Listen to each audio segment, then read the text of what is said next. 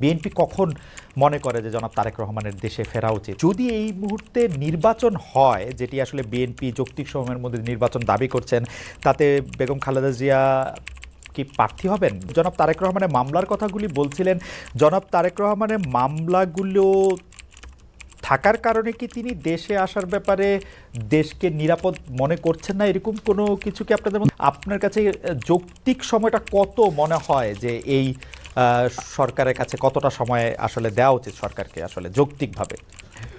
কেউ কেউ এরকম ইঙ্গিত করছেন যে বিএনপি আসলে এই মুহূর্তে নির্বাচনের জন্য আসলে চাপ দিতে চাচ্ছে, সরকারকে চাপ দিচ্ছে, তার ফলে সরকার একটু আনস্টেবল হচ্ছে। এইটা কি ঠিক? আবার অন্যদিকে সরকারের একটা জায়গা থেকে মনে হচ্ছে যে সরকার 2 বছর 4 বছর, হঠাৎ করে ডক্টর ইউনূস এটা 4 বছরের কথা বলাতে সেটা নিয়েও একটা বিভ্রান্তি তৈরি হয়েছে। কিছু বলা হচ্ছে যে কিছু যৌক্তিক সংস্কার করে যদি নির্বাচনটা না দেওয়া হয়, তাহলে বিএনপি যখন ক্ষমতায় আসবে বা অন্য কেউ যখন ক্ষমতায় আসবে, তারাও আসলে একই সরকারের সমান ফেসিস্ট হতে পারে, গত সরকারের সমান। তো সেইটা চিন্তা করে তাদেরকে সংস্কারের কথা বলা হচ্ছে। আমি এটার সঙ্গে একেবারেই একমত নই। আমি ঘোরতর আপত্তি জানাচ্ছি, তীব্র প্রতিবাদ জানাচ্ছি। বিএনপির সঙ্গে ফ্যাসিস্ট আওয়ামী লীগের তুলনা করার কোনো কারণই থাকতে পারে না। তো এইটার ক্ষেত্রে কি -2 কোনো আশঙ্কা আপনাদের মধ্যে রয়েছে কিনা অন্তর্বর্তী সরকারকে নিয়ে? আপনাদের আমলে যে 20 বছর আগে 21 আগস্টে গ্রেনেড হামলা, বিচারকদের বয়স বাড়িয়ে তত্ত্বাবধায়ক সরকারকে প্রশ্নবিদ্ধ করার মাধ্যমে শেখ হাসিনাকে কর্তৃত্ববাদী শাসনের দিকে নিয়ে যাওয়া, এ নিয়েও আসলে নানা ধরনের আলোচনা আছে।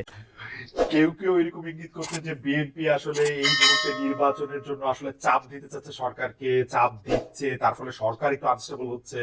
এইটা কি ঠিক? আবার অন্যদিকে সরকারের একটা জায়গা থেকে মনে হচ্ছে যে সরকার 2 বছর 4 বছর, হঠাৎ করে ডক্টর ইউনূস এটা 4 বছরের কথা বলাতে সেটা নিয়েও একটা বিভ্রান্তি তৈরি হয়েছে। আপনি এটাকে কিভাবে দেখেন? আমি দেখি একটু ভিন্নভাবে। এটা দেখি যে আমাদের দেশের মিডিয়া বা আপনারাই যারা মিডিয়ায় কাজ করেন, আপনার সঙ্গে স্পেকুলেশন করেন, এবং স্পেকুলেশন করলে এটা আপনাদের হয়তো বা খুব ভররা হয়, এটা আমাদের জন্য আমরা এই ব্যাপারটা, আমি ব্যক্তিগত খুব বেশি আগ্রহী নই।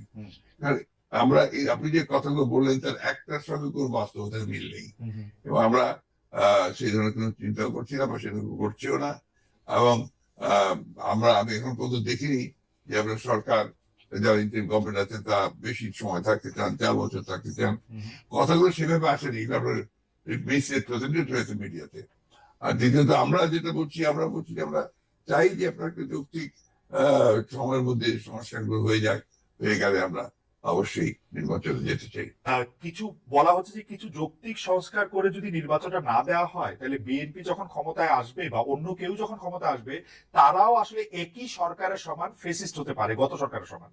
তো সেইটা চিন্তা করে তাদেরকে সংস্কারের কথা বলা হচ্ছে। আমি এটার সঙ্গে একেবারেই একমত নই। আমি ঘোরতর আপত্তি জানাচ্ছি, তীব্র প্রতিবাদ জানাচ্ছি। বিএনপির সঙ্গে ফ্যাসিস্ট আওয়ামী লীগের তুলনা করার কোনো কারণই থাকতে পারে না। কারণ বিএনপি ইজ এ পার্টি, যে দলটা বহুদলীয় গণতন্ত্র নিয়ে এসেছে। আওয়ামী লীগ একদলীয় শাসন গত 5 সালে ছিল, আমরা বহুদলীয় গণতন্ত্র নিয়ে এসেছি। আমরা সংসদীয় গণতন্ত্র নিয়ে এসেছি, বেগম জিয়া নিয়ে এসেছেন। আমরা তত্ত্বাবধায়ক সরকার বিধান পাশ করেছি পার্লামেন্টে, এবং আমাদের কাছে ফ্যাসিস্ট আমরা এখন পর্যন্ত তো প্রশ্নই উঠতে পারে না। আমাদের যে পার্টির স্ট্রাকচার, আমরা যে কাজ করেছি, সেগুলো সমস্ত গণতন্ত্রের পক্ষে গেছে। ওই 14 বছর লড়াই করেছি তো ফ্যাসিস্ট হওয়ার জন্য নয়, গণতন্ত্রকে প্রতিষ্ঠা করবার জন্য। সুতরাং এই কথাগুলো যখন বলা হয়, তখন এই কথাগুলো আমার কাছে মনে হয় যেটা আপনার শুধুমাত্র হয় কথার কথা বলার জন্য বলা হয়, অথবা বিএনপিকে আপনার ছোট করে খাটো করে দেখানোর চেষ্টা করা হয়। তো এইটার ক্ষেত্রে কি -2 কোনো আশঙ্কা আপনাদের মধ্যে রয়েছে কিনা অন্তর্বর্তী সরকারকে নিয়ে? এই -2 তো এসেছিল আপনার 111-এ। এখন আপনার এই -2 কোনো সমস্যা নেই। কারণ হচ্ছে যে আমরা আগেই বলেছি, আমি গতকাল একটা ইন্টারভিউতে বলেছি যে বিএনপিকে এখন আর কেউ মাইনাস করতে পারবে না। এক। 2 নম্বর হচ্ছে, আওয়ামী লীগ যদি নিজেরা মাইনাস হয়ে গিয়ে থাকে, তো সেটা তো আওয়ামী লীগ হয়েছে, কারণ সে দেশেই নাই, তার নেত্রী পালিয়ে গেছে। সুতরাং আপনার এই জায়গাতে তো তারা নিজেই চলে গেছে। এখানে একটা জিনিস আমাদের সবসময় মনে রাখতে হবে, যে রাজনৈতিক দলটি পলিটিক্যালি ব্যাংক্রাফট হয়ে যায়। আওয়ামী লীগ এখন আসলে পলিটিক্যালি ব্যাংক্রাফট একটা রাজনৈতিক দল, আমি আগে থেকেই বলছিলাম কথাটা আর কি। আপনাদের আমলে যে 20 বছর আগে 21 আগস্টে গ্রেনেড হামলা, বিচারকদের বয়স বাড়িয়ে তত্ত্বাবধায়ক সরকারকে প্রশ্নবিদ্ধ করার মাধ্যমে শেখ হাসিনাকে কর্তৃত্ববাদী শাসনের দিকে নিয়ে যাওয়া, এই নিয়েও আসলে নানা ধরনের আলোচনা আছে। এই দুটি ঘটনা যদি হাইন্ডসাইট আপনি একটু দেখেন, যে মানে যেগুলি হচ্ছে ক্রাইমের ঘটনা, অর্থাৎ হচ্ছে 21 আগস্টের গ্রেনেড হামলা, 10 ট্রাক অস্ত্র, আবার অন্যদিকে তত্ত্বাবধায়ক সরকার ব্যবস্থাটাকে একটা এরকম জায়গায় নিয়ে যাওয়া, এই দুটিকে আপনি আপনার মূল্যায়ন আমরা একটু শুনতে চাই যে দুটি। আপনার 21শে আগস্টের যে ঘটনা, এই ঘটনার সঙ্গে বিএনপিকে জড়িত করা এবং বিশেষ করে তারেক রহমান সাহেবকে জড়িত করা, এটা পুরোপুরি ভাবেই রাজনৈতিক উদ্দেশ্য প্রণোদিত। এটা কোনো মতেই বিএনপি এর সঙ্গে জড়িত তো নয়ই, বরঞ্চ আমি মনে করি যারা বিএনপি কে শত্রু হিসেবে চেনে তারা জড়িত, এবং এখানে বেনিফিশিয়ারি কারা হয়েছে সেই বিষয়টা আমাদেরকে অবশ্যই লক্ষ্য রাখতে হবে। 21শে আগস্টের হয়তো মামলায় who was the beneficiary? Beneficiary was Awami League. কারণ বিএনপি ক্ষমতায় থেকে সে এমন কোনো ঘটনা ঘটাবে কেন যে ঘটনা তার বিপক্ষে যাবে? এটা হলো 1 নম্বর। আর আপনি যে প্রসিডিংস গুলো দেখেন সমস্ত, আপনি তো একসময় বিচার বিভাগের মানুষ ছিলেন, দেখবেন যে তারেক সাহেবকে এখানে জড়িত করা হচ্ছে 4টা আপনার আইও চেঞ্জ করার পরে।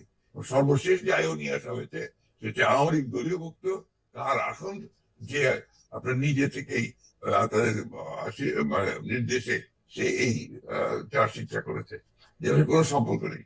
অন্যদিকে যে আপনার মূল আসামি ছিল, ভদ্রলোকের নাম আমি ভুলে যাচ্ছি, মৌলানা মুফতি মোহাম্মদ, তিনি তাকে দিয়ে 164 দিন তাকে টর্চার করে তাকে দিয়ে একটা আপনার স্টেটমেন্ট করিয়ে নিয়েছিল। পরে দেখা গেছে যে উনি নিজেই সেটাকে আবার ভোগ করেছেন, বলেছেন যে এটা আমাকে সবাইকে টর্চার করে নেওয়া হয়েছে। এবং দেখেন কিভাবে কি মারাত্মক ঘটনা কোথায় চলে গিয়েছিল সবকিছু। এবং he was hang before the trial was complete. তো যে প্রধান আসামি তাকে আপনি আগেই অন্য একটা মামলাতে ঝুলিয়ে দিলেন যাদের আসল সত্যটা বেরিয়ে নিয়ে আসে। এই কথাগুলো কিন্তু কেউ আপনার ইনভেস্টিগেটিভ জার্নালিজম করে না, যার ফলে এই বিষয়গুলো আসে। আপনারা পলিটিক্যালি জিনিসটাকে নিয়ে চেষ্টা করেন, আমি বলি শেষ করি, প্লিজ ইনভেস্টিগেটিভ জার্নালিজমটা সিরিয়াসলি করেন এবং এটাকে ফাইন্ড আউট করেন যেটা আসলে ব্যাপারটা কি ছিল। সেটা করছেন না, করছেন যে বিএনপি কিন্তু সব করার জন্য করছেন। এটাকে আমি মনে করি এটা এক ধরনের রাজনৈতিক উদ্দেশ্য প্রণোদিত। জনাব তারেক রহমান দীর্ঘদিন দেশের বাইরে আছেন। আমরা দেখেছি যে 5ই আগস্টে ক্ষমতার পট পরিবর্তনের পরে শেখ হাসিনা পালিয়ে যাওয়ার পরে তিনি ভার্চুয়ালি একটি জায়গায় তারপর দিনই ভার্চুয়াল বক্তব্য দিয়েছিলেন, বিভিন্ন অনুষ্ঠানে অনলাইনে সক্রিয় থাকছেন, বক্তৃতা দিচ্ছেন। কিন্তু বিএনপির পক্ষ থেকে কি আসলে দেশের পক্ষ থেকে এই দাবি আছে তাকে দেশে আসার, বা তারা মানে বিএনপি কখন মনে করে যে জনাব তারেক রহমানের দেশে ফেরা উচিত, মানে সেই সময়টা কখন হতে পারে? না, এখানে আপনার যে প্রশ্ন আছে তার মধ্যে 2-3টি আপনার দিক আছে। একটা হচ্ছে আমরা বলছি যে বিএনপি দাবি তুলছে কিনা। এখানে এখন যে অবস্থা আছে তাতে বিএনপি দাবি তোলার প্রয়োজন নেই। এখন decided by Tarique Rahman himself, এবং পার্টিও সেটাই অপেক্ষা করছে। তার কতগুলো মামলা আছে যে মামলাগুলো আপনার অনগোয়িং প্রসেসের মধ্যে আছে, কোর্টে আদালতে চলছে। আমরা যেটা সিদ্ধান্ত নিয়েছি যে এই মামলাগুলো শেষ করি, দেশে আসবেন।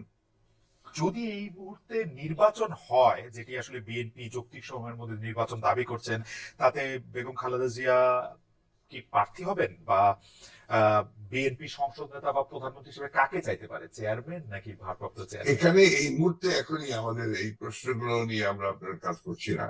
এবং দেশনেত্রী বেগম খালেদা জিয়া তো আমাদের পার্টির চেয়ারপারসন, এবং তিনি যদি নির্বাচন করতে সক্ষম হন শারীরিক ভাবে, তাহলে অবশ্যই তিনি নির্বাচন করবেন।